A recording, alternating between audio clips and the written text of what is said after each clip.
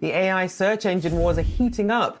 Google recently announced its Bing ChatGPT competitor Bard, though users don't have access to it just yet. Meanwhile, if you're looking to try out the new Bing yourself, you'll have to join a waitlist. Until then, Yahoo Finance's Ali Garfinkel is here to give us a first look. Bing, didn't think I'd be using that in 2023. I didn't either, Rochelle. So here's the deal. Microsoft's Bing ChatGPT crossover is officially rolling out. And I wanted to show you what it looks like because in some ways, at least, it looks a lot like the search experience we're all familiar with. So here's what the Bing integration looks like on a desktop, for example. Now, I'm going to be real with you, that's a lot of text for me. But now, on comparison, let's look at it on mobile, which is a completely different experience. Personally, as a consumer, I liked this one quite a bit better. Now, notably, the new Bing isn't available to everyone yet, and there is, as you said, a wait list. Candidly, this is still really nascent, and to that end, Google unveiled a slew of AI innovations today for its Search, Lens, and Maps apps. However, you said it, Rochelle, the ChatGPT competitor Bard is still only being tested by a small pool of users. Now, looking at this, and this is my opinion, I think it's possible we could be looking at a situation where Microsoft is the first mover, but I don't know if I feel like Microsoft or Google has gotten the user interface or scaling right just yet. I mean, Google is so far ahead in terms of front of mind for consumers as well. So how competitive can Microsoft really be here with Bing? It's a fantastic question, Rochelle, because, I'm going to give you actually some numbers to really set up the uphill battle that Microsoft is in right here. So Bing's search market share is only about 9% compared to more than 80% from Google. So if search really is the prize here, Microsoft still has an incredibly long way to go. That said, this is the first time in a long time I can remember Bing making headlines, so the search landscape could really be set up for a shakeup. However, there's also another question from Google, which is that how far can Google really push this without coming under antitrust scrutiny? Now, given how aggressive the FTC has been in cases against big tech recently, you have to imagine that's also really a concern here. So there might be a little bit of a gap to let some light in for Microsoft, but the race is on and it's still early. We'll have to see what that means for ad spend. I know there was some concern about potentially Google cannibalizing itself if it does end up coming into this foray, so we'll be keeping an eye on that as well. Yahoo Finance's Ali Garfinkel, thank you so much. Nothing is free in this world, and that includes Microsoft's integration of ChatGPT functionality into Bing's search engine. Morgan Stanley analyst Keith Weiss estimates near-term integration costs of $600 million to $1 billion annually for Microsoft. Silicon Valley's tech giants are poised for a fight over AI superiority. Here's what you need to know. The emergence of ChatGPT has led to an arms race in the tech sector as Microsoft and Google scramble to integrate generative artificial intelligence into their search platforms. Microsoft revealing it will begin using OpenAI's ChatGPT in some of its products, including its Bing search engine, as the company looks to capitalize on ChatGPT's popularity to take market share away from Google. It is definitely a new day for search. The opportunity to bring and infuse AI and new chat-like experiences with the tools that people use the most on the web today, which is the search engine and the browser, is an opportunity to do something completely new. Just this week, Google releasing its own AI chatbot to compete with the Microsoft-backed ChatGPT.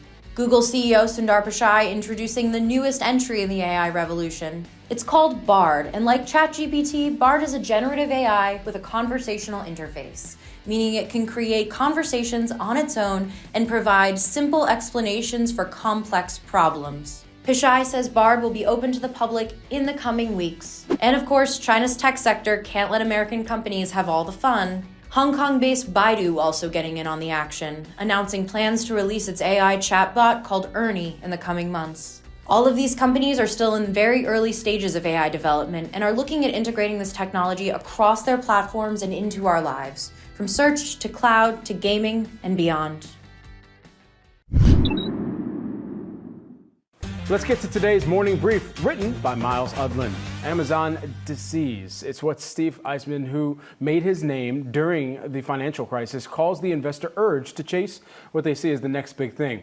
Today, the big thing is AI. Miles joins us here on set now. All right, so Miles, take us into this and the thesis behind what's driving some of the FOMO right now and where AI plays into that, perhaps. Yeah, I mean, look, Amazon disease isn't exactly like a novel thing. I mean, analysts have been saying, oh, what's the biggest TAM? So total available market, addressable market, however you want to say it. And you just go for that. So you get a small percentage of a big market, and then you have a big company. My point here is just that when we look at what's happening with AI stocks, there can be a lot of like, what's the deal? Why is this happening at all? And I think that Eisman's comments are pretty much like, this is why it's happening. This is why anything happens. Go back in time, look at Rivian a couple of years ago. There's a lot of cars sold. What if they got 1% of them? There you go, you buy the stock. I mean, it's not really rocket science. And there's like a sell side diss in here with Heisman's comments as well, which we can leave to the side. But I think it's, again, just kind of a very simple way for investors who are confused about why things become hyped to figure out why they are hyped. Well, I also love the tweets that always, like whether it's Amazon or any other giant company right now, the tweets that say, if you bought Amazon in whatever year it was, you would be a multi-trillionaire right now. Yeah. I think, that sort of feeds into this myth, if you will, of these kinds of companies. I mean, look, I think you can look at the entire batch of post-Facebook venture-backed tech companies and look at how they perform in public markets. And I think you could say every one of them is a disappointment relative to the alleged TAM, the alleged Amazon-like opportunity that stood in front of all of them. I mean, sure, Airbnb is a big company. I think it's, $80 billion market cap. DoorDash is fine. Peloton's done okay. Lyft, Uber, et cetera. I think relative to expectations, they're all a disappointment given what we would have said what we were saying in 2017, 2018. Miles, you've been doing this for a hot minute here. What ends this activity? Is there just something people should be looking out for? I don't think anything ends it. I think this is just like the framework. The point of a columnist is you take two different things and you say, here, these two things mean this one thing. So when there are these manias, basically this generation of investors is going for this idea. When you say, I don't understand why everyone is buying X, I think you can pretty much back into, well, they think there's an Amazon-like opportunity. They think there's a really big market, and if these groups of companies get 1%, 2%, 3% of that market, then there's something there. Carvana, right, is another. So like, you can go through the list of every hot stock for the last 10 years, and basically this is the answer. And I don't think they're teaching anything different. I mean, every tech company is outpopulated by MBAs, so I don't think they're teaching anything different in business school either. So this is pretty much what it's going to be, probably for the balance of our careers. Actually, we'll be old, and they'll change it, and then we'll be like, I don't get it. But I just think, look, it's a useful framework. We won't have to worry about it at that point. Hopefully, we'll be set for retirement at that point. Retirement? You seen the stock market? Well, luckily, I didn't start my career last year, right. So we should. Well, that's actually, right. If I had started last year, and anyway, regardless, stocks will go up over time, but that's another conversation. Well, I mean, if we're going to live forever too, we could talk about the Metformin and the Biden thing. Like, this is hot in your household. Yes, so, it is very hot in my household, trying to live forever. But we will talk about that another time, Miles. Thank you. Baidu shares jumping today, up over 11% after announcing today its own ChatGPT-like project called ErnieBot. Could there be a dark horse in the race? I think there absolutely could. So Baidu, it's important to say, has positioned itself as the AI leader in China's tech sector. So it's, of course, they want a piece of this pie. And Ernie is a couple months from coming out, but I think there are a lot of really high hopes, as that stock spike really showed.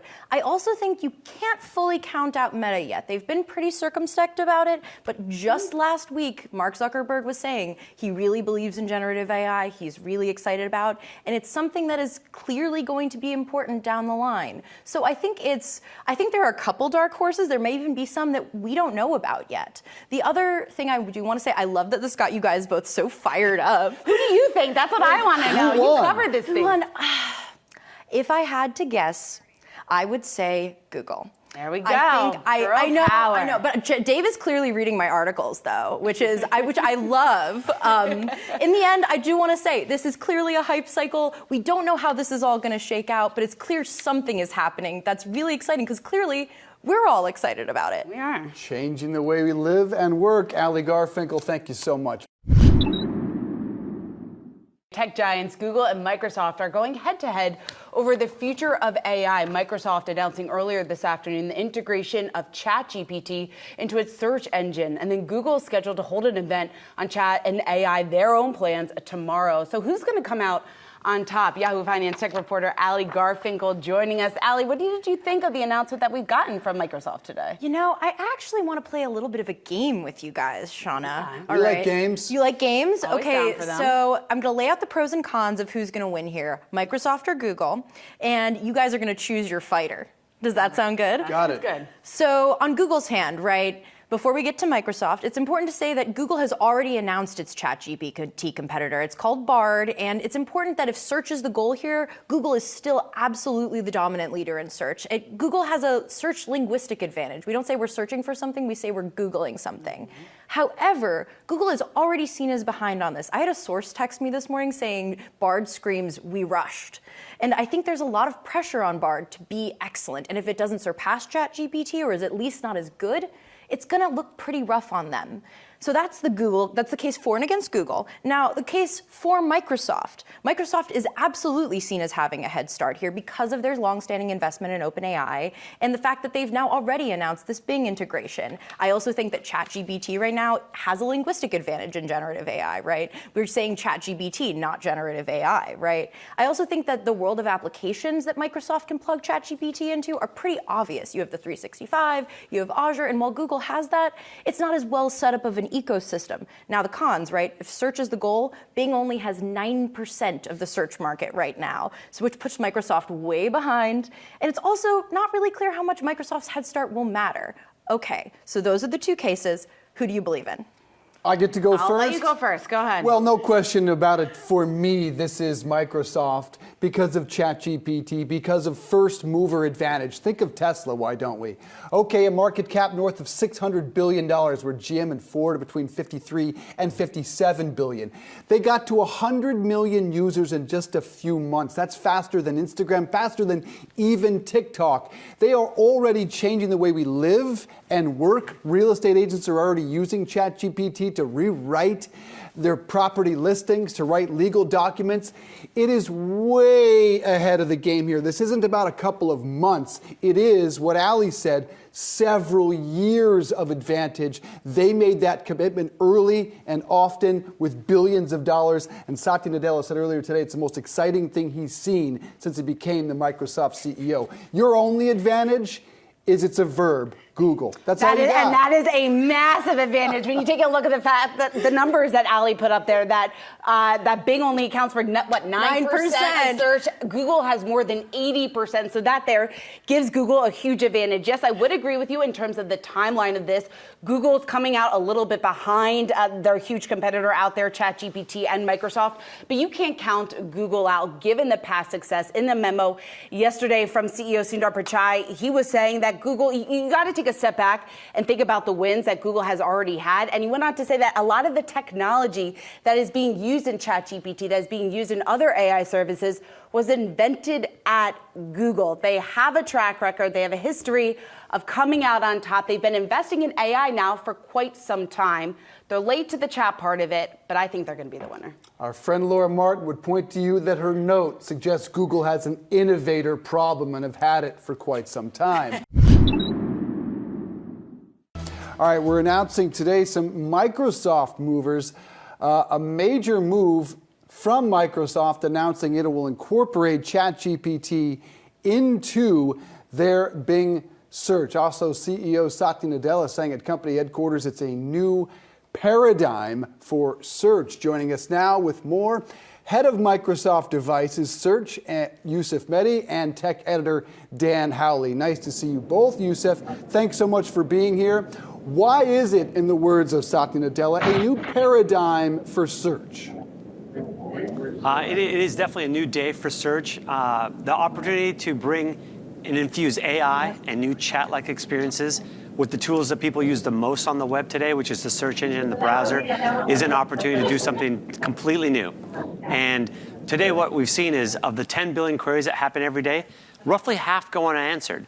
Basically, you can't get an answer to the question, you try it. We now have a system with the new Bing and the new Edge to actually answer your questions, to let you chat with it and let it create and spark your creativity by generating content. Yeah, Yusuf, I want to ask how this kind of differentiates you from the other players in the space, the Googles primarily, but also obviously Yahoo, one of the components of our parent company. Any of the others that are out there, how does this kind of help differentiate Microsoft? Yeah, so there's a couple of different things we've done. First is through our partnership with OpenAI, we have today announced a new large language model that is even much more powerful than ChatGPT, and it's tuned for search. The second thing is we've built an integrated experience across the web search, the browser, and chat. It's all in one. It's super easy to use. You can talk to it with your natural language, natural voice, and it's now intelligent. So it can assess the page. It can give you things like summaries. It can do things today that you really can't do with any other service. What do you see just in terms of the first mover advantage? Obviously, you are right now a leader in this space. What kind of competitive edge do you see that giving Microsoft? Yeah, being first to market is a huge advantage because the way that you succeed here is you test, you learn, you get feedback, and you improve. And being out here, being first in the market, we're excited to get that feedback to grow. We're really gonna try and innovate. We're gonna try and push the envelope on coming up with new experiences that can wow people in their daily life, and we're excited to get all that learning. You know, Yusuf, I've been trying it out. I asked it to help me plan a trip to Japan, and I gave it very specific guidelines. I said, I've already been to Tokyo, I've already been to Kyoto. Give me some examples of where else I should visit and what I can do. And it did a great job of lining that up. Obviously, it's something that's, as was pointed out, is limited at this point as far as availability. So I guess for the general public, when can we expect to see more people be able to get their hands on this and really put us through its paces? Yeah, we're so excited to get it out there. I'm glad that you getting a chance to play with it because I do think it's an incredible experience. Our plan is to do the following. Today, anyone can come to Bing.com and try like 20 queries just to see the magic happening and to sign up for the wait list. Our wait list is already filling up pretty fast. And then our plan is to scale that out to millions of people in the coming weeks. So that's roughly how we're thinking about the timing. And then we'll have a mobile version that will also be coming very soon. Bing has about 9% of the global market share in search. How do you presume ChatGPT can change that dynamic? Yeah, the new Bing, which includes these chat-like experiences and the new Edge, I feel that the first step for us, as I sort of said earlier, we have to wow people. We have to just do an incredible job answering questions, and we're doing that as we've been getting out into the marketplace. If that happens, more people will come and try to use Bing and use Edge, and then they might use it more, and then that will get then advertisers more interested, and then the whole business kind of goes from there. But our first job is just to delight people. I guess, when it comes to Microsoft overall, obviously there's the multi-year, multi-billion-dollar agreement or investment rather with OpenAI. I guess, is this the first step of many where we'll see that kind of technology rolling out into Microsoft's various offerings? And is there a particular reason why search went first? Yeah, it's a great question. First off, you're correct. Our intention is to bring the power of AI to all of the products we do at Microsoft. We've already started a lot with Azure. You can expect that we're going to bring that and improve all of our products. We start with search because it is the largest category in the software area. The online advertising market, of which search is a part of, is $600 billion in terms of total addressable market. So it's a big opportunity. And the applications that drive that, obviously the browser, the search engine, they're the most used applications on the PC. So we start with the most important area. We also start because, honestly, we feel that there has not been enough innovation in that space. We think there's an opportunity to address, as I said earlier, the half of questions that just don't get answered. So we're starting there. We've got some great ideas, and we think the new services, that when you get a chance to play with it, you'll see just how much better it is than today's search. I guess just as a final question, we look at search engines, we look at the internet, and there's obviously issues that need to be addressed as far as caution. People may be searching for nefarious things online. How do you ensure safety in something like this? I know that obviously OpenAI, ChatGPT, there were discussions about that had some guidelines or guardrails put in rather. How do you ensure the kind of safety when it comes to something so large as online search?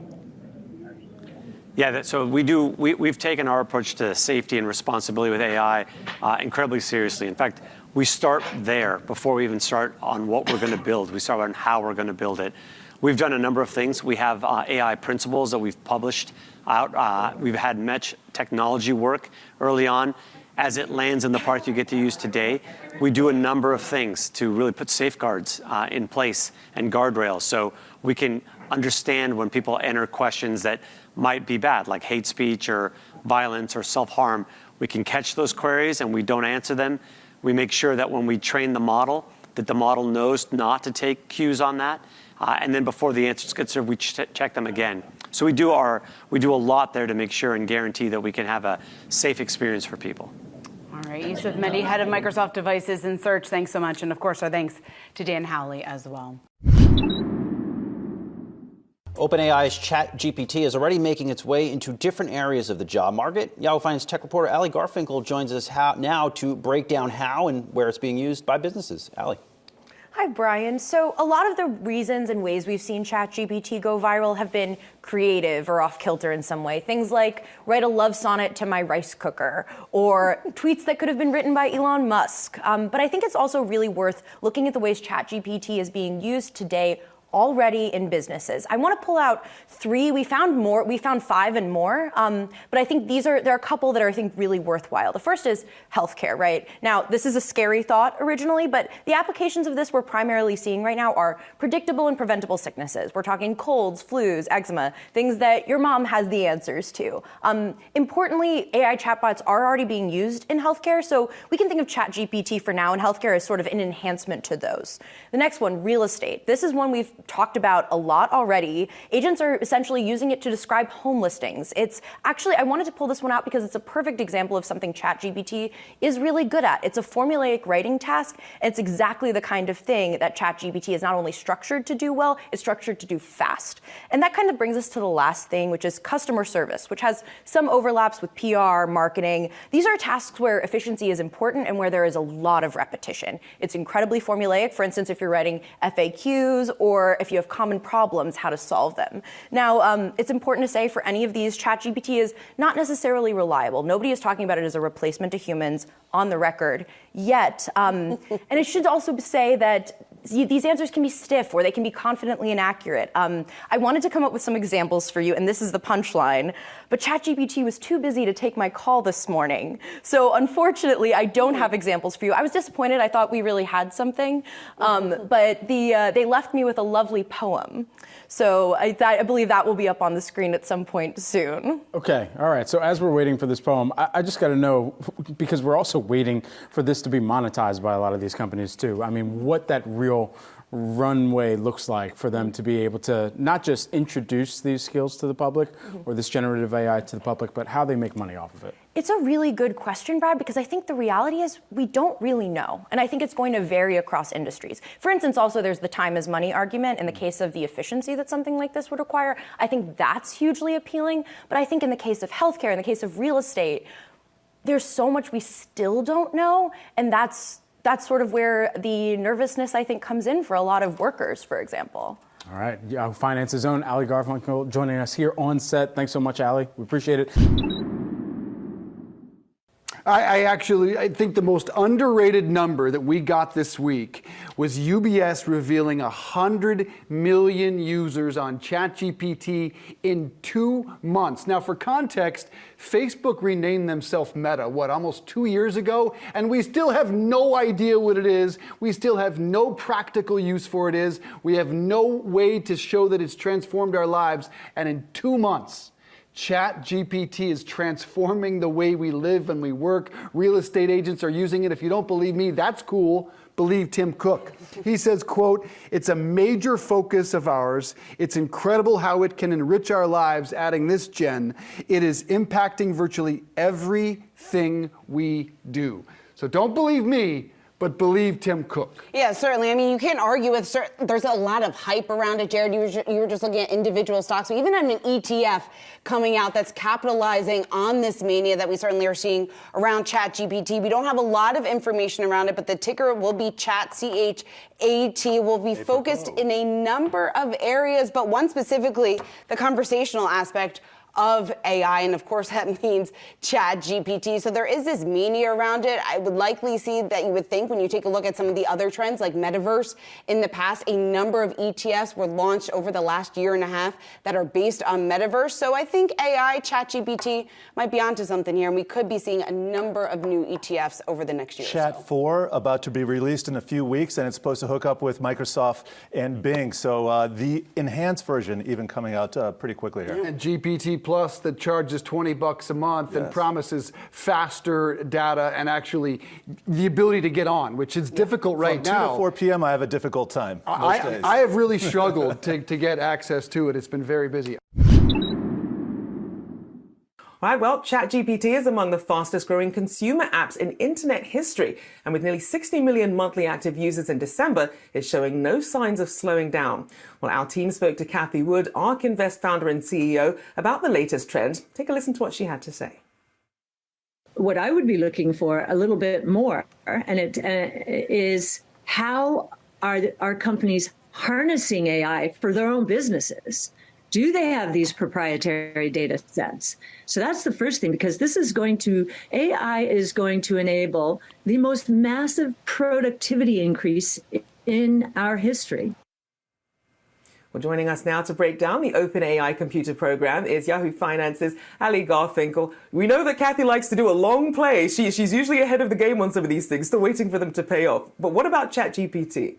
So, Rochelle, ChatGPT is on pace to pass 100 million active monthly users after just 2 months since its launch. This data is from UBS, and I want to put in some context the company that this puts ChatGPT in. So, here you have the months to reach 100 million global active monthly users, right? You have Instagram at 30 months, Pinterest at 41, you have TikTok at an incredible 9, and you have ChatGPT at 2. Now, for context, you think about Google Translate, Spotify, Uber. We think of these as spectacularly successful apps, tech problems aside, and that is an incredibly important part of this. The other key fact here, Rochelle, the total addressable market for generative AI could be over $1 trillion. And ChatGPT is currently averaging 13 million unique visitors per day, which is more than double what we saw in December. So some of this data, frankly, is pretty jaw-dropping. We're seeing applications all over the place. I mean, when you consider just how recently we even found out about this company, only a few years, and being just 2 months away from hitting that level, I mean, it really is mind-boggling. Now, is there then any company looking to compete with ChatGPT? There certainly are a lot of would-be competitors. Of course, the most famous case of this is Google. ChatGPT has been called a Google killer. I personally think that while talking about ChatGPT as a Google killer is a little overblown, it doesn't change the fact that Google is going to be asked about ChatGPT and its plans with generative AI today in its earnings call. At the same time, from China, you also have Baidu, which is positioning itself as China's top AI developer. So they're reportedly getting in the game, and Baidu stock has popped on the news. Lastly, even yesterday in Meta's earnings call, Mark Zuckerberg spoke positively about generative AI, saying that he's very optimistic about it and doesn't want to get ahead of the game, but that it's something he's watching. So, Rochelle, there are would-be competitors all around, but we'll see who kind of comes to the fore as the real competitor to ChatGPT. I mean, this race really is heating up. Fantastic stuff there. Ali Garfinkel there for us. As that buzz, in particular around ChatGPT, has exploded since its late November debut. Its capacity to complete tasks like coding, writing content, and entertaining users. It has investors trading the hype, and it's sending both leading and under-the-radar artificial intelligence stocks higher. Our Inez Ferre is joining us now to talk a little bit about that rally, and then we're going to circle back with Kathy in just a moment. Inez, what have you been seeing? Yeah, Julia, and we have been seeing AI-related stocks really skyrocket over the last month. I want to show you on our Wi-Fi interactive board. You will see here. First, I want to show you C3.ai. This company went public back in December 2020. It's an AI software company. Its clients include the U.S. Air Force, 3M, Shell, Bank of America. Take a look. Year to date, up 92%. Now, this stock had been caught up in the tech selling last year, but this year, really really rallying around this buzz around AI. Of course, on this chart, you'll also see Microsoft, which has invested $10 billion in OpenAI, the maker of ChatGPT. You also see BuzzFeed, which last week was up 310% last week after announcing that it would be using AI tools to create content. And then you have some other smaller cap companies like BigBear.ai. This offers products for healthcare, government, and manufacturing. And year to date, this stock is up significantly, up 405%. You also have this other company called SoundHound. It's a voice AI software company, small company, but nevertheless, year to date, up 14%, also getting caught up in the AI excitement. And there are many uses of AI.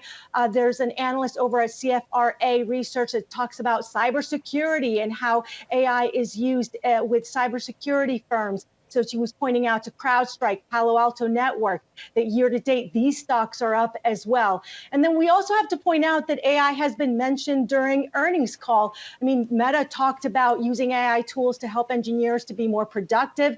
Palantir back in November talked about Forrester naming Palantir as a leader in artificial intelligence and machine learning. And IBM's Arvind Krishna recently said that AI is projected to contribute $16 trillion to the global economy by 2030. Also saying we have been co-creating with many clients to deploy AI at scale, guys.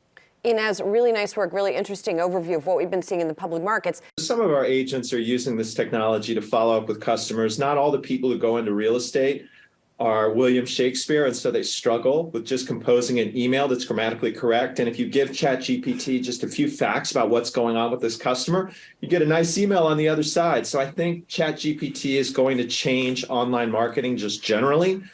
More people are going to use it to create content when they're not good writers themselves. They're just like my fifth grader who's trying to figure out how to get a term paper done.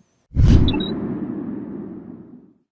right, you need some help selling your quaint, charming, or even stunning home? Turn to my new favorite assistant, ChatGPT. Residential and commercial agents telling CNN that AI has transformed their job in a very short period of time. Consider ChatGPT's been around a few months. They're using Chat to write listings, social media posts, even drafting legal documents. For now, ChatGPT is free for users, but reports suggest OpenAI is considering a monthly charge of $42. One agent telling CNN he'd pay $100 to $200 a month to continue using that tool. Now, that's an interesting question moving forward, much like Elon Musk is considering at Twitter. How do you monetize those people who will pay $200 to the same people that will pay $2 like I would?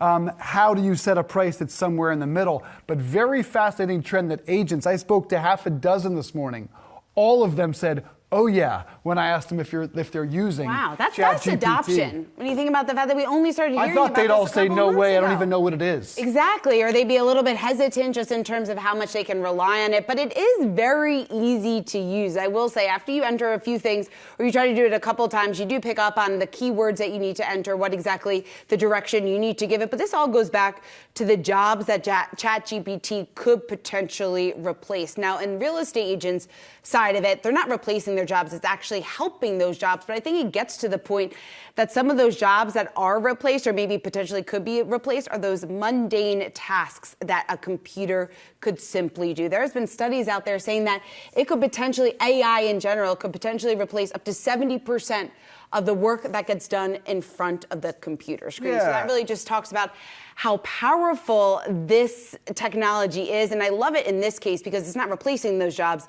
It's helping them better do their jobs and saving time for elsewhere and what else that they could be doing just in terms of maximizing their listings. And that's what ChatGPT told me last week when I asked it if it's going to replace jobs. It said, no, essentially we're here to supplement the jobs and help you do them better. Not buying it entirely. When you look at this, I know a number of agents who have assistants that do similar jobs to what these agents are telling me ChatGPT is doing. It is not going to take away an agent's job, but those descriptions will take away potentially thousands of real estate assistants. Those are the menial tasks that you don't want to do. And you have AI that's currently free. No question about it. It's going to take away thousands of jobs as we move But it was ahead. interesting, the monetization aspect of it, too. You're saying that the agents would pay, what, up to $200 a month just to use this. Really shows how valuable this technology is. It can't be free much longer. These reports are certainly reliable. I don't know if $40 is a little high. I certainly would not pay that. I think somewhere around $5 with the average user. But when you've got people that'll pay $50, that's the question for them, much like it is for Elon. Is ChatGPT a jobs killer? Well, who better to ask than ChatGPT itself? The AI told me, quote, it can potentially replace jobs that involve generating written content, such as writing news articles, product descriptions, or social media posts. It could also potentially assist with tasks such as customer service and technical support. However, it is important to note that ChatGPT is not intended to replace human workers, but rather to assist them and improve efficiency. If, however, you prefer a human answer to that question, here's one of the smartest humans we know, MIT professor and author Sanan Aral, who told us it's one of the greatest upheavals in the labor market we've seen in a long time, adding this. It will displace jobs. It will create what's known to economists as skill-biased technical change that favors some skills and complements some skills and substitutes for or competes with other skills. And every time in human history that we have experienced something like this, we've had to reskill and change our focus on what humans did and what machines did in order to create complementarities and increase welfare across the board. So if I'm in college, kids, I'm rethinking what my potential major might be based on what jobs might exist 10 years from now, because rest assured, ChatGPT is coming for your job, even if it does not intend to. Your bosses will wonder, can I replace each of these people with artificial intelligence? You saw what happened to the BuzzFeed stock. Oh, I saw. It's inevitable. It is inevitable. It's a little bit scary when we start to think about all of this and, of course, just what exactly jobs it is going to replace. In terms of the degree of that, there's the CEO of Automation Anywhere. He was at Davos weighing in on this. And, of course, he is involved in AI, so maybe a bit biased here. But he was saying it could replace up to 70% of all the work we do in front of a computer, saying that up to 70% of that could be automated. That really puts it in perspective just in terms of how many jobs could be at risk. And like Dave, what you're saying, kids need to be thinking about, kids that are in college, kids that are in high school.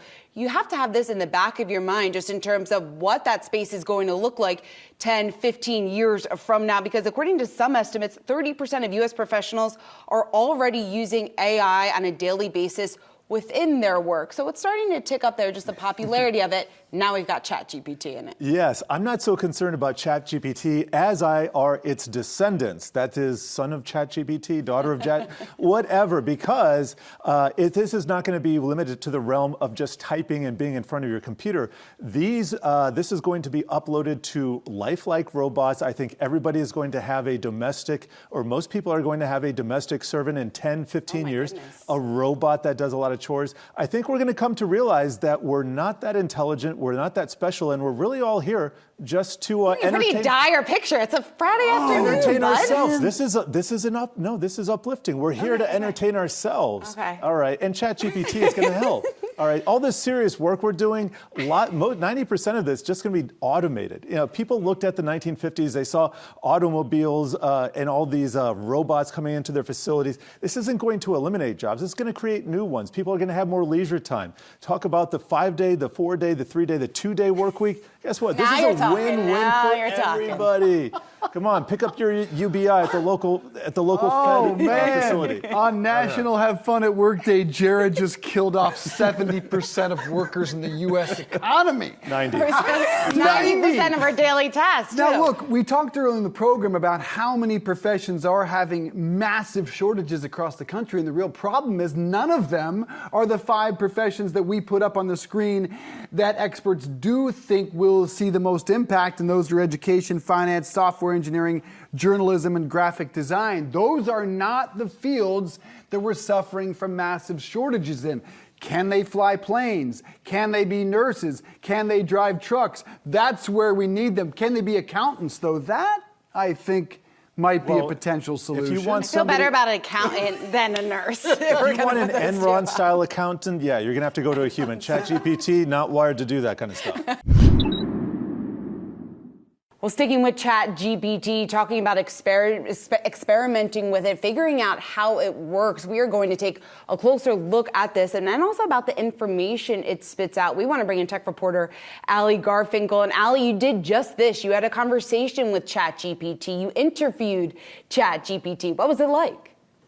I did, Shauna. You know, as this has been going viral, people have been fascinated, obsessed, scared. I have been all three of those things. So I decided to ask it why. I should say others have done interviews with ChatGPT, but I had some questions of my own. It got pretty existential, but I wanted to just draw out three things that were really striking through the process. The first, number one, is actually pretty simple. ChatGPT can't be on or off the record. This actually caught me a little bit by surprise. I was like, well, technically, I'm defying my programming. Can I publish this if it's not on the record? The conclusion I came to, as you can tell, is yes, but it certainly presents other problems. Like, for instance, I think what I was expecting was that it would say, I am always on the record. I am a machine learning model. Though, as it turns out, it can be neither. The second thing that was really striking was that to get good answers, you need to learn to talk to ChatGPT. We can't just talk to ChatGPT and say, hey, why are we fascinated by you? Or, hey, what do you think of this? It's not going to give you personality. It's not going to tell you what it thinks unless you give it a little bit more color, or unless you tell it what personality to give you. The way a human would say, bring you personality, whether you liked it or not. ChatGPT will actually respond to the personality you ask it for. Since, Shauna, I know you love Reese Witherspoon, I asked it to impersonate Elle Woods seeing ChatGPT for the first time. And this is what it came back with. It features phrases like, you got this. And it's like your pink highlights bend and snap. It was really cute. It was really cute. I was charmed by it.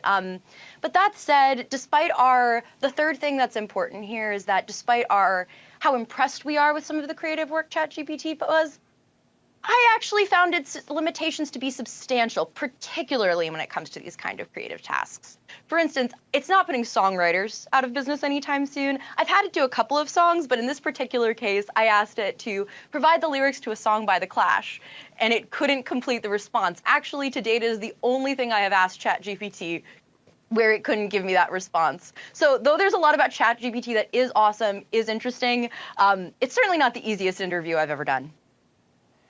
And you had ChatGPT answer a question on my behalf. What was that? How'd it go? You were interested in asking about the jobs question, what kind of jobs ChatGPT is possibly coming for.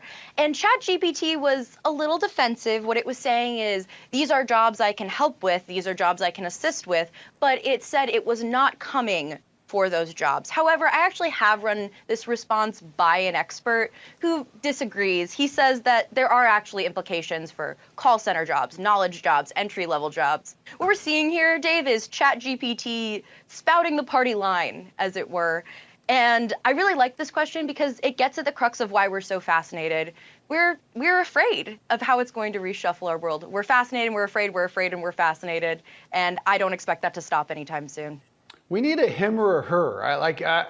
I don't believe it. I believe it is coming for all of our jobs, Ali Garfinkel, but I'm old. Yours too? I worry for you young people, not us old ones. Ali, thanks so much. Well, it's a big week for tech as Microsoft earnings kicks things off with a less than desired outcome as its worrisome guidance hits other mega tech names. We're here to dig deeper on Microsoft and the rest of the tech space is Robert Stimpson, Oak Associates co-CIO. Good to see you, Robert. So as we were taking a look through some of the revenue drivers there for Microsoft, Azure stood out. And we know that you said that that's one to watch. But obviously getting a lot of the headlines is that investment in Open AI. If you're Microsoft, how should you be putting your capital to work right now? Well, we think the OpenAI investment into Chat GPT is the type of decision you want to see from a mega cap tech name like Microsoft. We do not want to see them sacrifice those opportunities to the likes of Google or Amazon or Facebook. So we're encouraged by that sort of investment for the future. And so as we look at Azure especially and where it's going from here, and then when you compare it to what we're seeing with the cloud business, some of these growth drivers that allow them to be able to pour innovation into these other sectors, what are your expectations for the cloud business? Well, the cloud is certainly the growth business for Microsoft. And when we look at the stock today, it's really a tale of two cities. They have the PC business, which is slowing and mature, and then they have growth in the cloud business. And that's definitely the area that's the market is watching. It's been successful, and a little softening going forward is to be expected, because after all, this is a $52 billion revenue company. It's hard to maintain that revenue growth. And I understand that businesses are kind of rationalizing their spend after 2 years of trying to be more efficient, more productive coming out of COVID. And so, Robert, then I know that one of the negatives that you highlighted was the current valuation, especially when you look at, say, a Google or a Meta. How are you, when you think of where the valuations might go from here, what do you think might actually work in Microsoft's favor, since they do still have such a high valuation? Well, I think they've been benefiting from the idea that as a mega cap tech company, there is some safety and security in their size and their market cap. But when you separate Microsoft into those two industries of being a legacy PC company and a growth cloud company, the valuation multiple should probably somewhere in between of those two businesses. And unfortunately, it's not. It's definitely more towards the higher end at 24 times next year's earnings, price to sales of almost 9 times. Those are pretty rich multiples when other tech names have similar growth opportunities, but are trading at much more reasonable valuations. Whether it's Google at 18 times earnings or Facebook at 13 times earnings, other mega cap names just don't have that premium. And we think that the upside is still good in those areas. And so when we look at some of the issues that we're still dragging in from 2022, the macroeconomic backdown, Fed continuing to tighten, albeit at a slower pace, when you look at some of perhaps the potential for the biggest winners this earnings season in tech, who stands out to you? Well, we do like the semiconductor space. People forget it's a boom and bust cycle in semiconductors. And, we had some supply disruptions during the pandemic, but valuations have contracted sharply. China is reopening. The appetite for semiconductors is still very strong. So, as an industry, there's some inventory that needs to be worked off in some of the more industrial, automotive, and PC names, but it's still a growth industry that you can get access to at a much more reasonable valuation, knowing that it has a long tail of growth behind it. And Robert, I want to ask you about layoffs. Obviously, we've seen Microsoft part of that as well with its own set of 10,000 layoffs. Haven't heard anything from Apple yet. Apple have done hiring freezes, but haven't made those cuts yet. Do we expect much deeper cuts overall for tech? And why do you think we haven't seen it for Apple yet? That's a good question. I expect we probably will at some point. All of the tech companies were aggressive in hiring during the pandemic. They kind of benefited from the work from home trade and enabling other companies to move to a more distributed workforce environment. And there's going to need to be some rationalization of that workforce going forward. So I think that the layoffs we've seen from a lot of the major tech companies is probably just round one.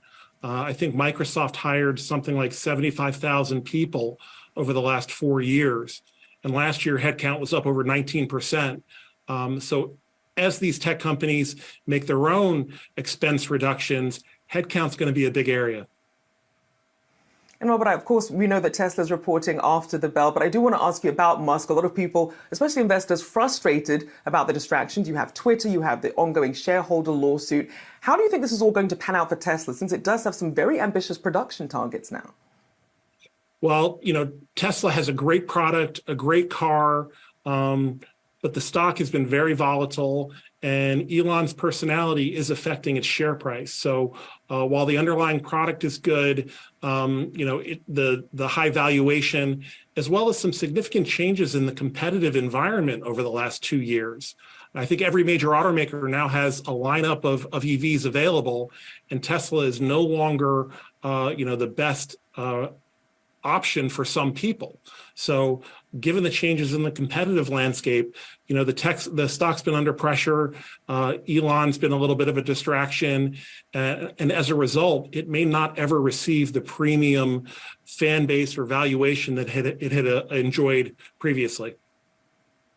Certainly is a very different time we're living in now in the EV space. Robert Stimson there, Oak Associates co-CIO. Thank you for joining me this morning.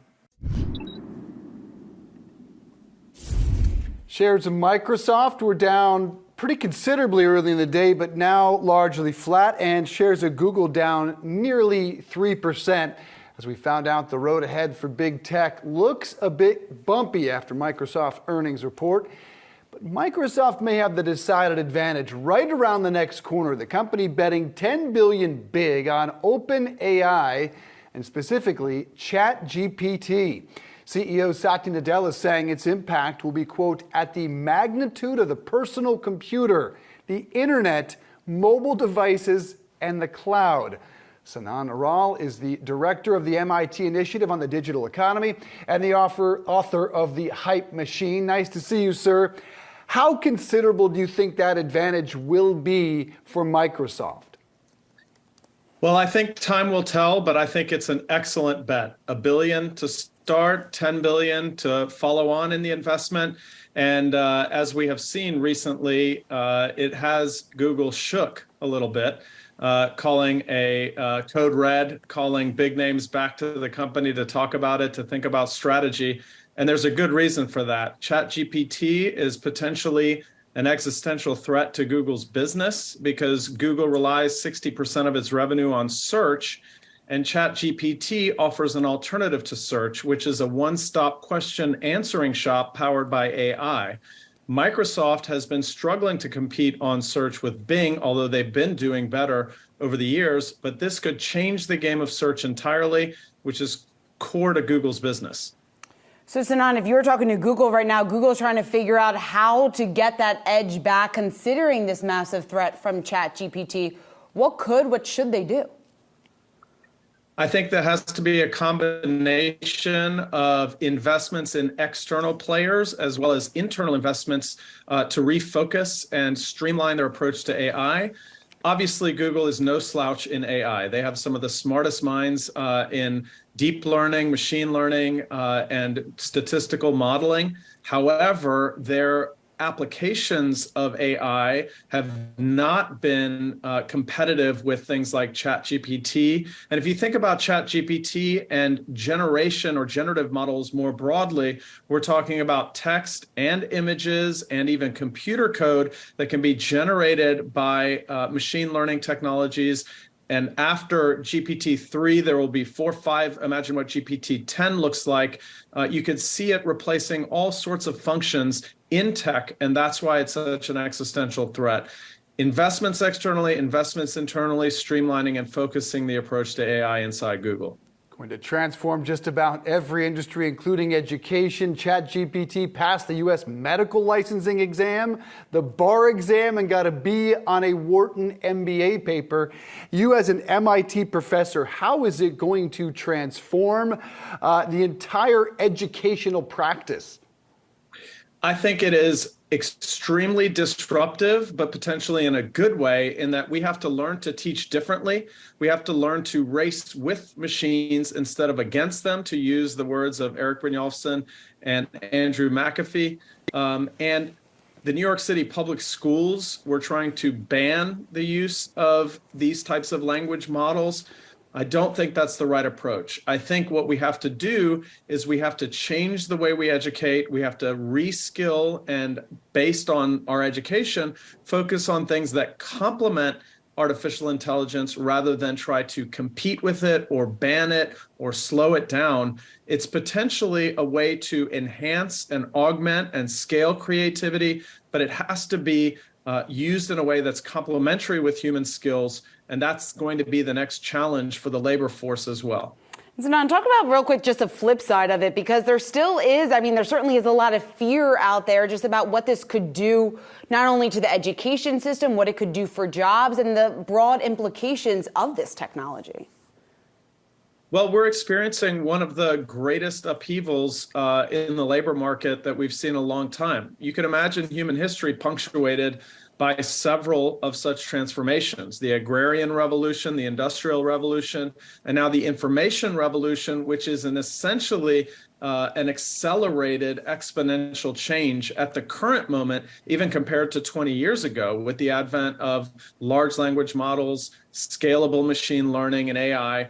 That is the story of our time with regard to the economy, and it will displace jobs. It will create what's known to economists as skill-biased technical change that favors some skills and complements some skills and substitutes for or competes with other skills. And every time in human history that we have experienced something like this, we've had to reskill and change our focus on what humans did and what machines did in order to create complementarities and increase welfare across the board. And that's what we are challenged with doing today as companies, as policymakers, and as workers.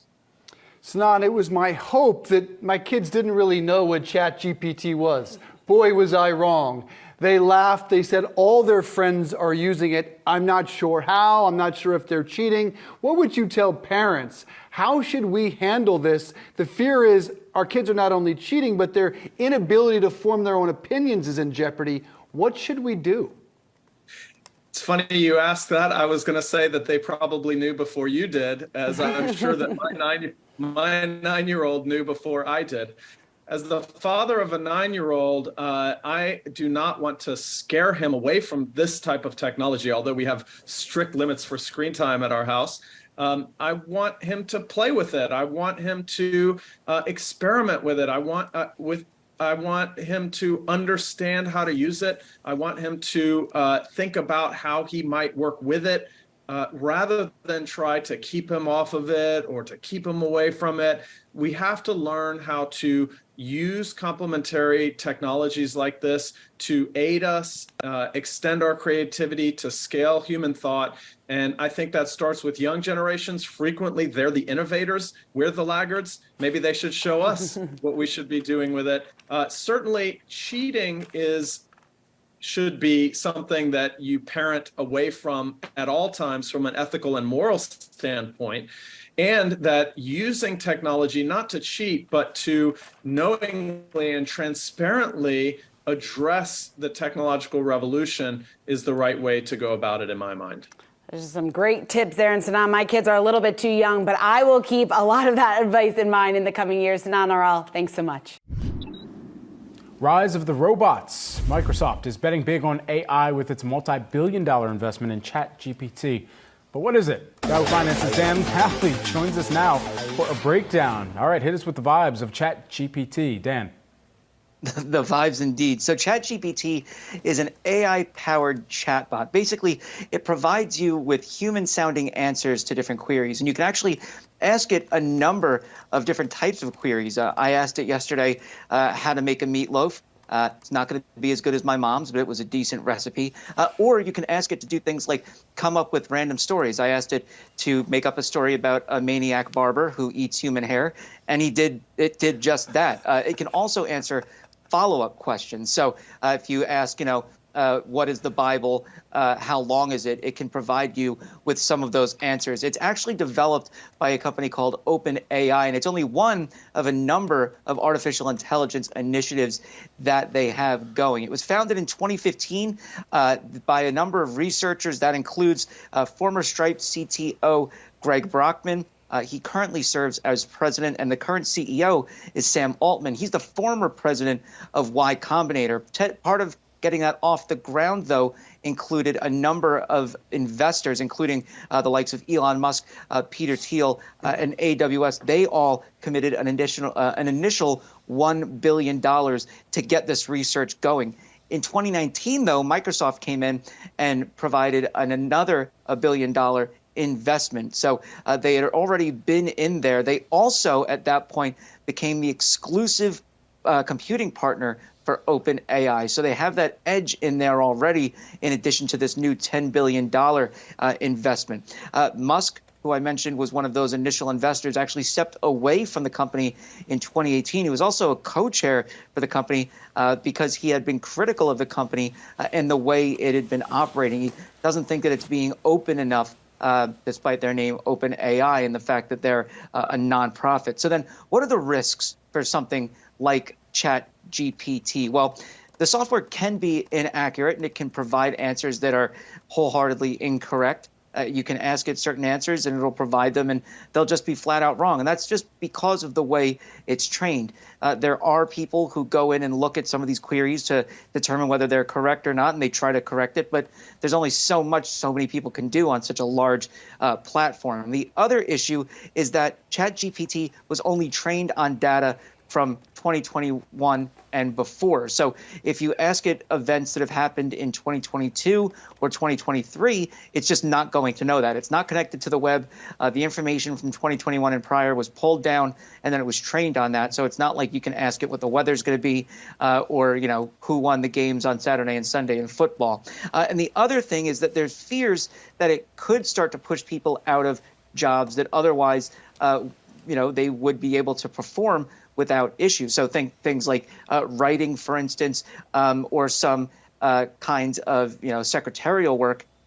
There's fears that ChatGPT, if it continues to develop, could simply take over those roles. And the other issue, and this is something that Musk had brought up, was this was initially a nonprofit company. Now it's a profit-capped company where they're only allowed to reach a certain level of revenue, and then the rest of that goes into nonprofits. So there's this kind of change in how the company has been run over time that's kind of raising some concerns, but obviously not a big issue for Microsoft with that $10 billion investment. And Dan, you would have to think that this ChatGPT will also disrupt Microsoft's own products, right? Yeah, so the big thing for Microsoft here is that this could give it an edge over the likes of Google and Amazon, to as well as Salesforce. Frankly, you know, Microsoft competes with Salesforce in the enterprise. If they add capabilities like what ChatGPT is capable of, then it could provide a better overall experience for enterprise customers. As far as Google, it could add the capabilities that you would want in a search engine like Bing. Now, as I said, this is not built for search engines, but the capability to respond to people in a human-like manner, that's something that we could see added to Bing. Look, Google makes up 90-something% of search engine marketplace in the world. I don't know if Bing's going to eclipse that with just one addition, but you know, it could give them a leg up. And then as far as Amazon goes, if they add these capabilities to Azure, it could make that platform all the more appealing to customers. Amazon's the #1 cloud provider in the world.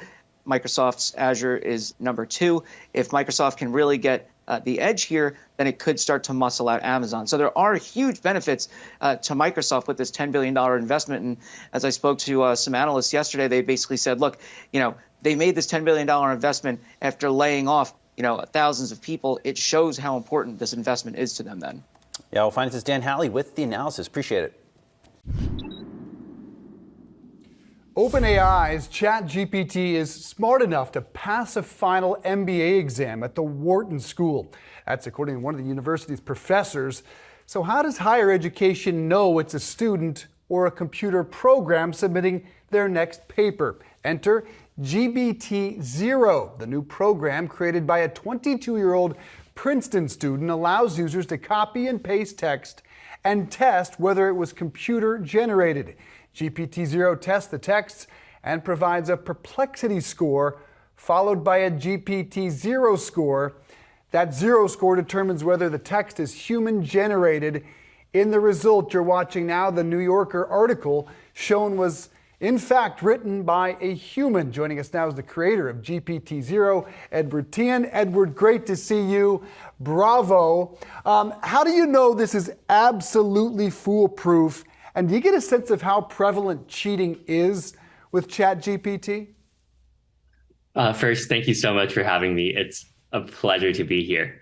I would say, yeah, GPT-0 was something I built over my holiday break, just at my local coffee shop in Toronto.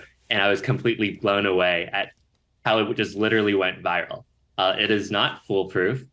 Yeah, we put a disclaimer not to have any make definitive academic decisions off the beta, But what we have done is put up a product wait list for educators that are interested in using it professionally. And so far, over 23,000 educators from more than 40 states and 30 countries have signed up for that. So we're really excited. Edward, you make it sound so easy. I think if I was tasked with this, I don't know if I could do this over an entire lifetime. But what was your motivation for this? Because I know you're writing your thesis about AI and you have a lot of interest just about AI and the role it will potentially play in the future.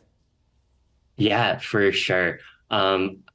Aside from the research and academic interest, I think the concern was the immediate need in terms of education to sort of adopt this technology responsibly, because I'm not against, students using ChatGPT. Instead, I'm actually for students should, and our generation should be exposed to these new technologies, but it has to be done responsibly and fairly, but as well as bigger concerns in terms of bots. I've looked at in the past with like over an internship with the BBC, like bots, Twitter disinformation, as well as fake news being generated by these techs. That's all of concern. And we need to have tools and safeguards so these technologies are used and not abused.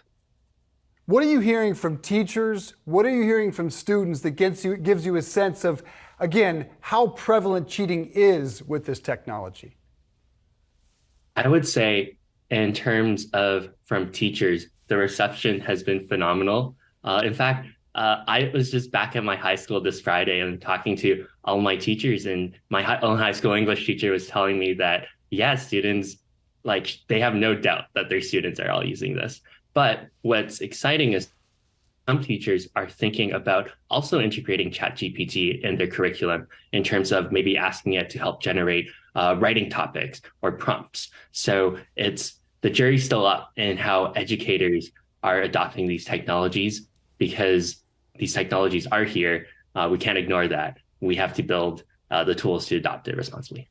And we're talking about exactly how this works when it comes to detecting cheating, or if a human in fact wrote this. What are the certain things that you're looking for in order to alert that teacher, that professor, that this has actually been plagiarized?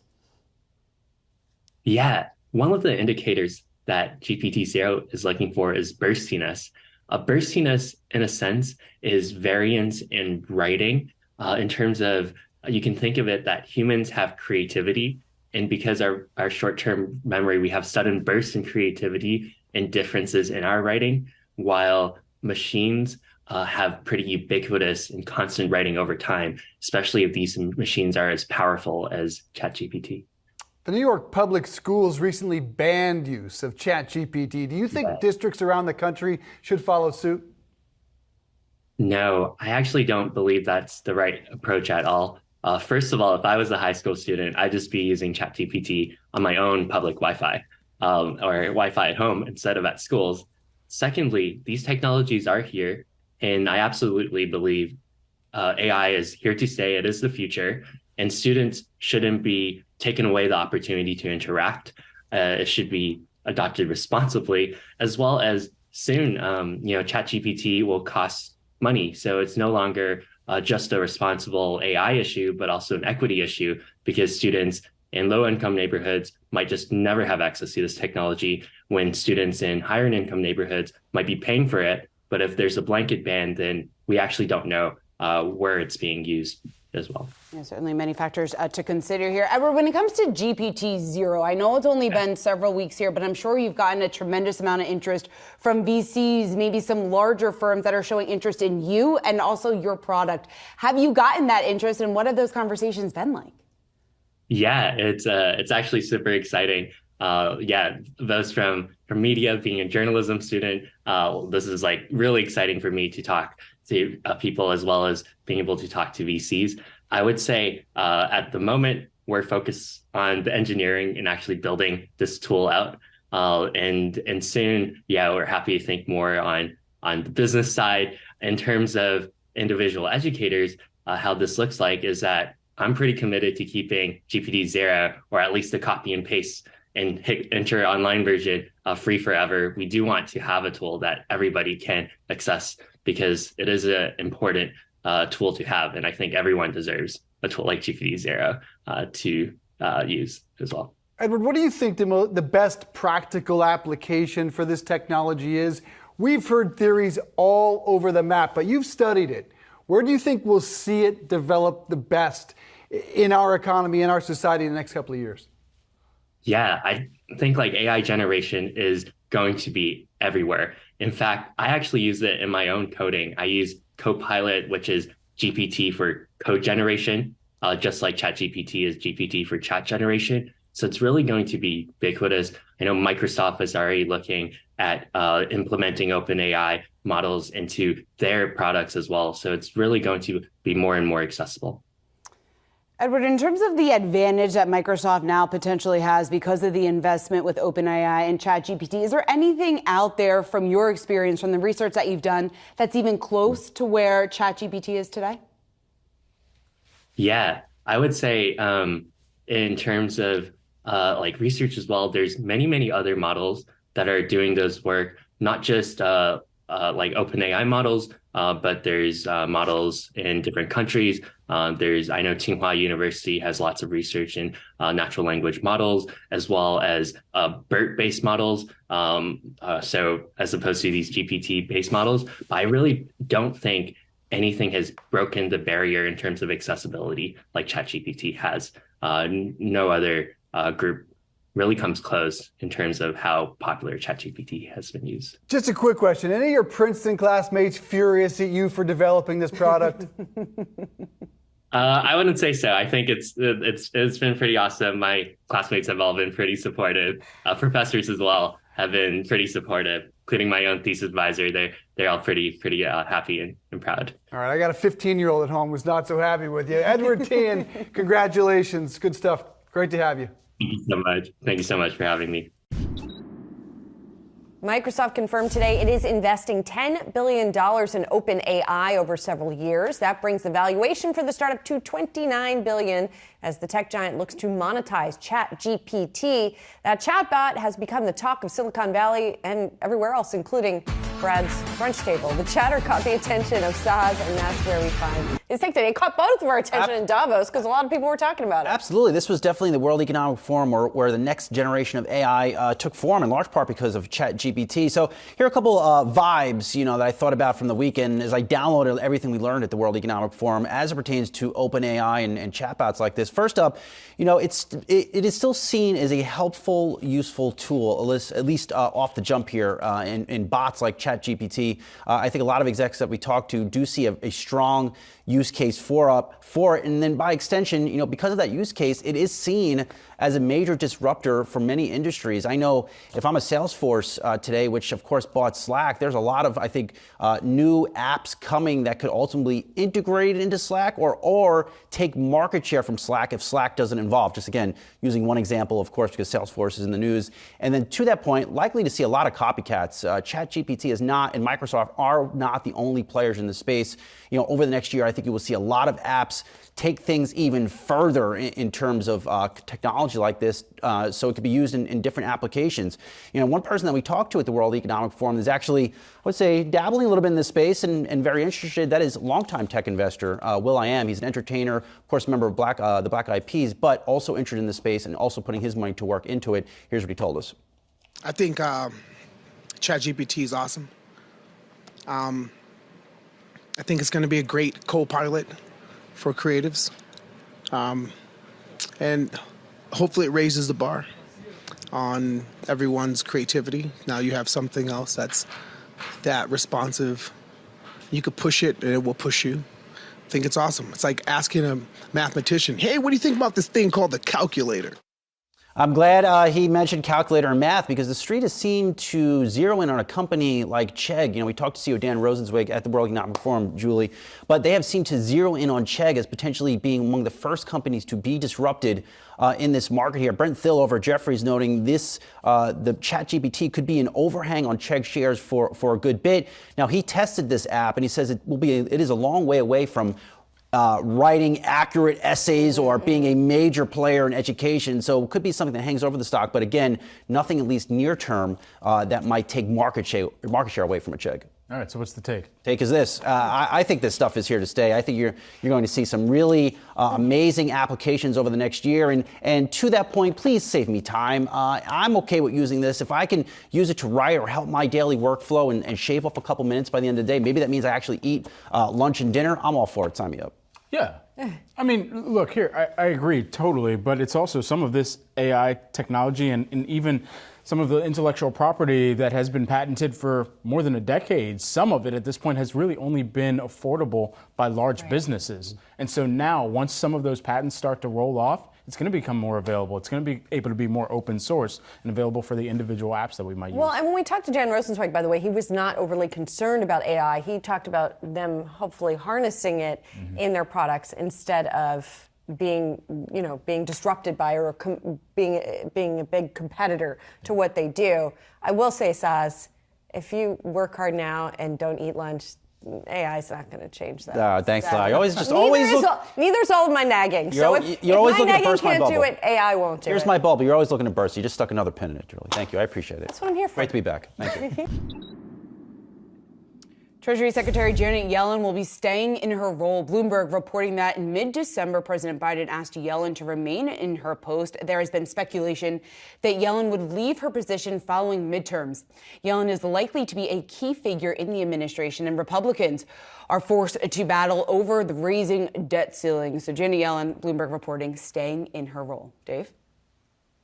Stability, very good. Microsoft, meanwhile, reportedly investing a whopping $10 billion in students' favorite homework killer, ChatGPT. Let's talk about that with the reporter that broke the story, Semaphor's Liz Hoffman. Liz, good to see you. Tell us what you know about this investment, and effectively, will Microsoft become the owner of ChatGPT? Yeah, thanks for having me. It's good to be here. I do think the right way to think about this is an M&A deal. I mean, $10 billion is just magnitudes larger than any venture, single venture investment that we've seen. And so, at the end, it's a complicated deal. We can talk a little about that if you want, but Microsoft will end up owning about half of this company and really sees it as just an incredibly important strategic bet on the future of technology. Liz, let's talk about the details of that deal, because it is a little complicated just in terms of how much money they're getting over the number of years, and a lot of that tied to performance. Yeah, I should say we don't know everything. We don't know what we don't know, and Microsoft has declined to comment on this. But it'll be phased in over a number of years. It also might include Microsoft had done an earlier investment in OpenAI in the form of credits, because the biggest cost, really the massive amount of money that ChatGPT spends, it spends on cloud computing, because every time. To your point, a student tries to get an essay written by a chatbot, or just like you and me who have found this incredibly fun and addicting, it costs the company like 2 cents every time someone uses it. So they're just bleeding money in server costs. So there is some serious cash coming in, but for them, cloud credits are almost as good. And Microsoft too is really buying market share for its cloud business, which is the number 2 behind Amazon. But that's an incredibly competitive business between Amazon, Google, and Microsoft. And a lot of these big companies who have a ton of cash have actually been using it to make investments. Remember, a couple of years ago, Google put $1 billion into CME, the exchange. As part of that, they were going to move basically a lot of their cloud computing needs to Google. So it's strategic in a bunch of different ways for Microsoft. You mentioned that ChatGPT is bleeding money, in your words, on OpenAI, on ChatGPT. Is there plans to start charging for those transactions that you mentioned? I'm always surprised when I'm on there and it's not charging me. If not, what are the practical applications to begin profiting from this technology?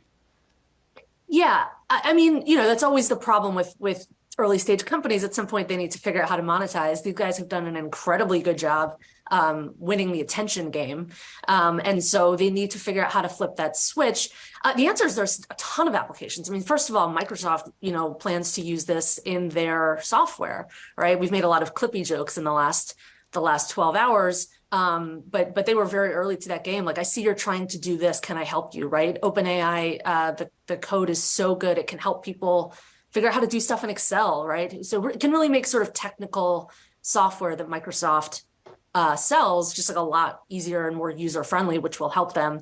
But I've also talked to CEOs at unrelated non-tech companies who think this can be a game changer for customer service, for client relationship management, that kind of stuff. I mean, just think about how much of Twitter is just people like standing in line at the airport and tweeting it, angrily at Delta. So there's, there are a lot of applications, I think.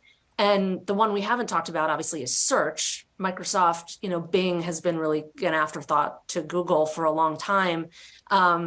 Interestingly, Google is very good. If you ask it a question, it will come back very reliably and point you to where you could find an answer. It's not that good at telling you the answer. It's trying to get better at that. You'll see some of their search results are a little more kind of natural languagey, but they're kind of clunky. And so, people really think this could be the future of search. Yeah, Liz, I'm curious just to get your personal take on this, because Morgan Stanley was out with a note last month talking about, or I guess discussing more so how big of a threat ChatGPT could potentially be for Google and its search business. From what you know from all the reporting that you've done, do you think it's going to move the needle there? I'll say two things. One is, it's a little bit like we've all been promised flying cars, and here we are, and we don't have them. This does feel like the next big thing in tech, right? You had the internet in the late 90s, you had mobile in the late 2000s, and kind of nothing since then. So, just at a high level, I think this is really directionally interesting. But then, the verdict from the market today, I don't know exactly where they are right now, but Microsoft opened about a point up and Google opened about a point down, and that's $35 billion of market value just swung between two tech giants. And by the way, it's not often you see investors in a company like Microsoft cheer them putting a huge amount of money into like a very nascent technology at an incredibly high price point. So clearly the market thinks this is a game changer and is happy that Microsoft is getting there first. Liz, we haven't heard anything in the way of competition. Have you? And what is stopping someone else from getting in this game? It doesn't seem like there'd be a massive hurdle or barrier to entry. That's always the problem with venture, right? How deep is the moat and how big a head start do you have? I guess it really depends on, there's a couple of things, right? Like, is computing power now a commodity? Like, maybe you could probably argue that it is. You've got the big players, the cost of cloud is always coming down. If you had like enough time to kind of feed the entire history of human interaction into a powerful enough computer, and you had enough money, I don't see why someone couldn't replicate this. I think that's a real concern here. That said, head starts are really helpful, and they have a very big one. It'll be fascinating to see where this technology takes us. Liz Hoffman, always great to have you at 7-4. Thanks so much. Microsoft is considering investing as much as $10 billion in ChatGPT creator OpenAI, according to Bloomberg. Our next guest says the tech giant's incorporation of ChatGPT into Bing could be a once-in-a-decade opportunity to upend Google's dominance. D.A. Davidson Managing Director Gil Luria joins us now. Gil, make the case for why this could be a once-in-a-decade, once-in-perhaps-a-generation investment opportunity for Microsoft. Well, if you think about where Google's market cap comes from, their 1.1 trillion, almost 60% of that comes from their search business. So, and that's because Google search is so much better than Bing. It's 10 times bigger business than Bing. If incorporating ChatGPT into Bing makes it competitive with Google search, that's the amount of market cap that Microsoft could take away from Google in the order of magnitude of 600 billion. In the short term, Microsoft is benefiting greatly because all this data and computing power is going to its Azure cloud hosting business. And so it's money that they're investing that's coming right back to Microsoft to grow its most important business, the Azure business. So it's a great investment for Microsoft in a product that could really help it transform its two key products. I mean, Gil, some would ask why Bing even still exists, right? I mean, it's definitely, like, also Rand doesn't even begin to cover it. Google's a verb, Bing is most definitely not. So if you could just walk us through it in a little more detail, like what would a ChatGPT integration into Bing look like, and why would it be such a compelling offering? So when you use generative AI like ChatGPT and you ask a question, you get an answer. You get a thoughtful, well-articulated answer. When you go to a search engine today, whether it's Google or Bing, you don't get an answer. You get a list of websites where the answer may or may not be, and you have to continue doing the work. That really changes the nature of how we get questions answered. And if you've played with ChatGPT at all, you know that it can answer a very wide range of questions in spite of the fact that technology is still developing quickly. So there's an opportunity here for us to completely change how we find information. We've been Googling for 20 years, and now we may be in a situation where we no longer Google. We ask a question and we get an answer. So you think, Gil, Bing takes down Google, and do you think Google is working on something like this? Oh, absolutely. Google's working on a product called Lambda that should be able to do the same thing. But what we're hearing is that it's not quite as good as ChatGPT yet. And so that's one aspect that gives Bing this opportunity to be competitive and take significant market share. And then the other aspect of this is that Google relies on its current advertising business model for almost its entire business. Again, 57% of its revenue comes from advertising through Google search. If they were to change the way we do search to start answering questions instead of giving us a list of websites, that would very much disrupt their business. So Google will encounter the classic innovator's dilemma. Do they destroy their own business in order to stay ahead, or do they try to slow down progress? If they try to slow down progress, that gives Bing that inner run into the ability to gain market share. How long does it take for Microsoft, if they're successful with ChatGPT, to upend the mind share that initiates every search on Google because of just how long that has been kind of verbified into our daily activity and kind of standard operating practices on a human basis right now? We're going to find out very soon. Some of the reports out there is that Bing is going to be incorporated with ChatGPT as early as March. And so we're going to see how much better of a product it turns out to be. But if you think about 15, 20 years ago, when we all started using Google, it happened all of a sudden. We were using other search engines. And once Google became better, everybody started using it for everything very quickly. If there is a better search engine out there, if Bing plus ChatGPT is in fact better than what Google has to offer, people will switch very quickly. So, Gail, putting this all together, there have been reports that Microsoft is thinking about investing more in Open AI, which is the parent company of ChatGPT, maybe $10 billion over a matter of years. It sounds like you think that would be a fantastic idea. I wonder what you also think of the idea of if Microsoft just bought it outright. Well, I'm not sure that's a possibility for them. I think the other investors are quite prominent as well. Peter Thiel, Elon Musk. They may not want to sell the whole thing. If Microsoft could, maybe they would.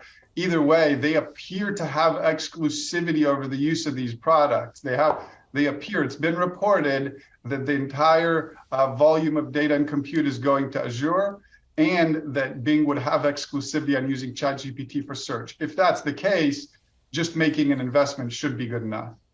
There is now a counterplay as well to any type of artificial intelligence kind of either written product that is online, or just the general framework of how artificial intelligence can be kind of incorporated within writing papers, people who are or students who have used ChatGPT to be able to do this. And now the counter to that is the detection mechanisms to understand what is artificially intelligence generated versus what is not. How much is that a major headwind for the success of ChatGPT in the future as well? There is going to be some cat and mouse game, especially in the field of education, where teachers and professors are going to try to figure out if the student actually wrote the paper.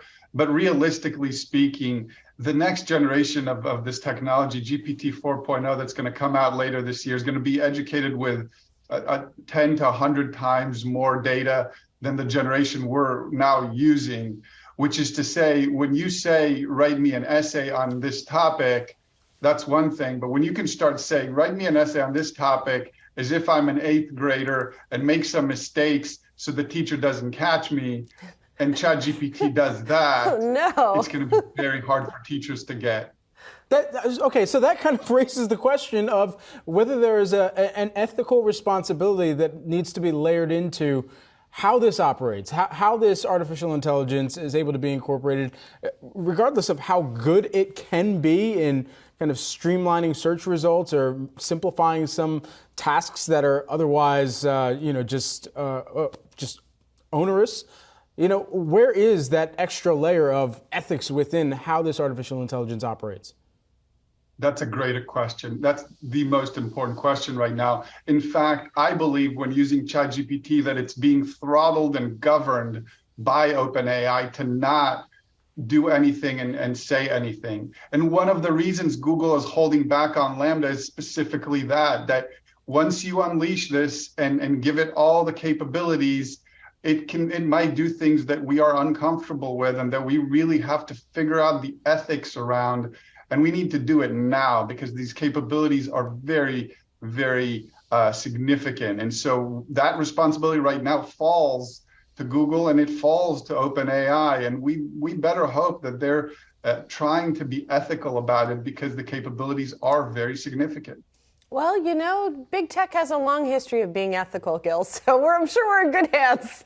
We'll talk more about that the next time. Gil Luria, D.A. Davidson Managing Director, thank you so much. Really interesting perspective on a fascinating ongoing story. Appreciate it. Well, here's a question for you. What measure is a machine? OpenAI, the research and development team behind viral bots like ChatGPT and DALL-E 2, could see a valuation of up to $29 billion. This at least according to multiple reports out from the FT and the Wall Street Journal. The developer OpenAI is in discussions with venture capital firms, including Peter Thiel's Founders Fund and Thrive Capital. The bots have recently gone viral for their ability to generate realistic-looking text and images. But while OpenAI says it can generate revenue by charging for usage of its products, that idea remains untested in markets. Rochelle, I feel like there's some context necessary here because $29 billion would make OpenAI one of the most valuable U.S. startups. And we're talking about a company, as we said, that has some skeptics who say, look, how do you actually generate revenue out of this? Now, last year, or we should say 2 years ago, 2021, this is a company that was valued at $14 billion. So we're talking $15 billion over where it is. And of course, this comes at a time when we have heard from so many VCs and startups who have had to slash their valuations because people are growing a little more skeptical about these companies' ability to grow. So in that context, a $29 billion valuation, especially largely based on ChatGPT, which was just launched in November, that's a significant upside. I mean, you want to talk about just a turnaround story for more than doubling your valuation in 2 years. And as we mentioned, on something that's largely untested, and even OpenAI CEO Sam Altman saying, look, there are still some glitches in the technology. And as we're seeing a lot of VCs pulling back on investing on some of these sort of riskier businesses, we saw that just in the last quarter, we saw that some of these predictions, especially from PitchBook, saying that last quarter marked the first time in a decade that venture capital acquisition deals actually fell below $1 billion. And so we're not really seeing that momentum. So it's interesting to see so much interest now as people jump onto what we're seeing with ChatGPT. Now, obviously, this could pit Google against Microsoft with this. So it might be a case of sort of fear of missing out and wanting to sort of get in there early. But I mean, these valuations are really off to the races right now. OpenAI, the creator of ChatGPT, is reportedly considering a tender offer that would value the company at $29 billion. This news has garnered significant attention in the tech industry as it reflects the growing importance and potential of artificial intelligence in today's market. OpenAI's research and development in the field of AI have earned it a reputation as a leader in the industry, and this valuation serves as a testament to the company's innovative work and potential for growth in the future. Guess who wrote that? Not me, not my producers, not Shauna, ChatGPT itself. Not bad, ChatGPT. Not bad. Not bad. Very impressive that the technology was able to do that. The one thing I will say is that it's a little bit it's much more boring, to put it plain here, than what you typically write, than what humans typically write, just in terms of the emotion, the feeling that goes into writing right now, the variation. You don't necessarily see that, I don't think, reflected in that script. You read it well, though. You disagree with me. I juiced it up a little bit, but serves as a testament. I thought it was solid. I thought it was solid B+ work. Definitely solid. And I'll give it B+. I mean, even give it an A-. But I do think... What about the valuation? That valuation, $29 billion valuation, certainly a massive bet, I think, on the future of this company. When you take into account what it's done while ChatGPT, the technology here, extremely impressive. Reuters had reported last month that the company only expected to make $80 million in revenue last year in 2022. So $29 billion valuation really speaks to the potential adoption of this and what the future could look like when incorporating this type of technology. Yeah, I'm really curious what the monetizing element of this is. I didn't pay any money to use this. My kids who have used it quite often, they aren't paying any money. We know they've talked about incorporating it in Bing as search. That's a pipe dream at best. Anybody competing with that Google space just doesn't look, quite frankly, likely at all. A lot of the students who are using it, they are not paying for it. And that is an interesting aspect to watch, because New York City public schools have now banned ChatGPT, not just among students, but among the teachers as well. Now, that doesn't mean you can't use it at home. You can only not use it when you're on their Wi-Fi or on their networks. You might be on their school-issued laptops, for example. And speaking of schools moving to ban it, I think the big question here is how you regulate it, how you keep students from using this to cheat. And it was pretty interesting. There's actually a student from Princeton. He's a computer science student there at the university. He has built an app. It's called GPT Zero. And he's saying that it can, quote, quickly and efficiently label whether an essay was written by a person or whether it was written by ChatGPT. The reason, or I guess the ability here to determine that is the variation that they use or lack thereof that's included in what ChatGPT writes. I'm just so impressed that someone has already built an app that could potentially detect this in such a short amount of time. Because remember, this is only launched, the end of November? Yeah. Just over a month ago. It is moving at light speed. Impressive. We shall see where it's headed. Allie, I think this has implications from everything from the high schoolers and the college kids and how they do their homework to how Google may or may not dominate search in the future. What's coming? You know, Dave, I think it's worth saying off the cuff that this was the year, contrary to the metaverse, right? This was the year that AI really crystallized in the public consciousness. And of course, we have a couple of examples of that, but most of them are from OpenAI, which developed ChatGPT. So it's worth saying just off the cuff, number one, people are interested. That's something that we have absolutely learned this year. So in the case of ChatGPT, right, it can do all sorts of things, right? For those who are uninitiated, it's the most sophisticated chatbot that we have ever seen on the market. And it's like for instance, today I had it write a sonnet about what it expects to see from 2023. It was very optimistic. I'll let you all read that on your own time. The other thing too, before we talk about the benefits and drawbacks of ChatGPT, though, Dave, is that DALL-E was also developed by OpenAI, and it emerged this year. I actually gave it a prompt that you guys could see. This is a corgi on a throne in a blue smoking jacket in the style of Monet. So both conversational AI and AI art really made a dent this year. And as you said, Dave, benefits and drawbacks, right? On one hand, it could change the search landscape down the line. I'm very hesitant about that in the immediate term, especially because ChatGPT right now is only updated to about 2021, I believe. So anything you asked it about 2022, for example, isn't going to be accurate. That said, it's also important to talk about, the drawbacks. For instance, one of the big ones you said, fears that it can help kids cheat on homework. But in the end, I think it's worth saying that this has captured imaginations of people worldwide. It's facilitated hate, it's facilitated love, and I think there's no doubt everyone's looking around saying, how can we leverage this in tech and otherwise?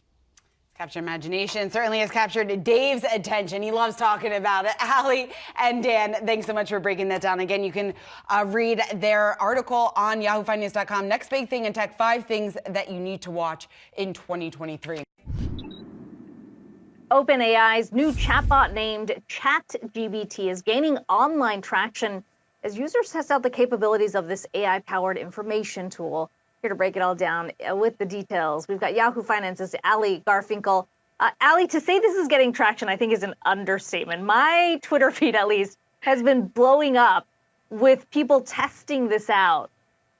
What have you Mine too, Akiko. Yeah, it's really blown up. I don't know if I've ever seen an AI tool go quite so mainstream. And there are a couple, for anyone who's not as chronically online as you and I are, there are a couple of things that are really important about this. The primary one is this.